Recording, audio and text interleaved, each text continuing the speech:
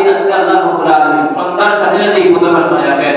আসিয়া বান্দাকে ডাকেন, আলা মিন মুস্তাগফিরিন ফাগফিরলা, আলা মিন মুস্তারজিকিন ফারজুকা, আলা মিন মুবতালান ফাওয়াফিয়া, আলা কাযা হাত্তা ইয়াতলু আল ফাজর। আল্লাহ রাব্বুল আলামিন সন্ধ্যার সাথে সাথে প্রথম আসমানে চলে আসেন, প্রথম আসমানে চলে আসিয়া আল্লাহ রাব্বুল আলামিন ডাকতে থাকেন, বান্দা আজকে কেউ পাপ করে ফেলছো, গুনাহ করে ফেলছো, অপরাধ করে ফেলছো,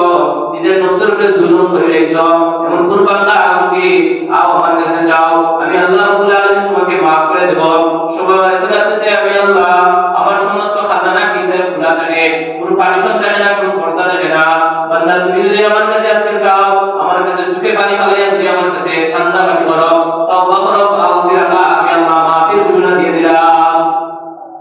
এরপর দেখেন, আলা মিন মুস্তারজিকিন ফারজুকা, কেউ কি আছো অসহায়, কেউ কি আছো গরীব, যে কষ্ট করতেছো, পরিশ্রম করতেছো, পরিশ্রম করতেছো,